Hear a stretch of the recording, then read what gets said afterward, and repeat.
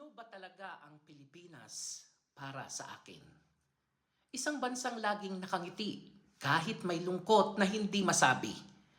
Isang bayang marunong tumawa kahit ang totoo, pagod na pagod na.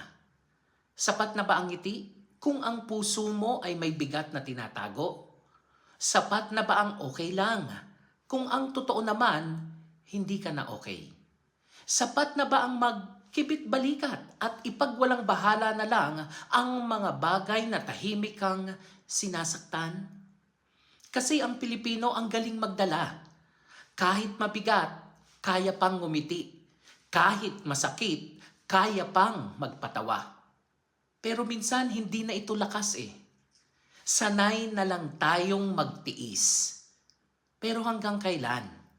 Hanggang kailan natin sasabihin na kaya pa, kahit sa loob-loob natin, pagod na tayo? Ano ba talaga ang Pilipinas? Lugar ba ito o pakiramdam? Isang lupang kinalakihan o mga taong iniwan para mabigyan sila ng mas magandang buhay?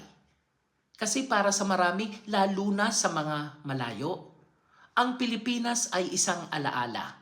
Isang tawag sa telepono, isang mensahe na kumain ka na ba? At doon mo marirealize na ang Pilipinas ay hindi lang pala lugar. Mga tao ito. Yung mga taong dahilan kung bakit ka bumabangon, kung bakit ka nagtitiis, at kung bakit kahit pagod ka na, lumalaban ka pa rin. Pero may isang katotohanan na mahirap tanggapin, na sa kakangiti natin, minsan natatago natin ang sakit. Na sa kakasabi natin ng okay lang, minsan hindi na natin naririnig ang sarili natin. Hindi tayo mahina, pinipili lang nating maging matatag.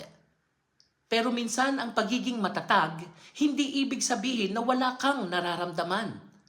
Minsan, ang pinakamatapang na Pilipino, hindi yung laging nakangiti, kundi yung marunong umamin na pagod na ako, pero lalaban pa rin ako. Ano ba talaga ang Pilipinas para sa akin?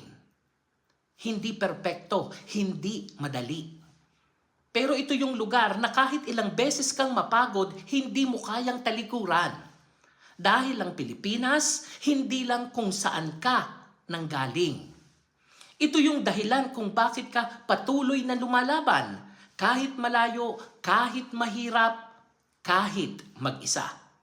At minsan, kahit hindi ka na umuuwi, daladala mo pa rin siya sa bawat tibok ng puso mo. Ako po si Arlene para sa Health Real Talk.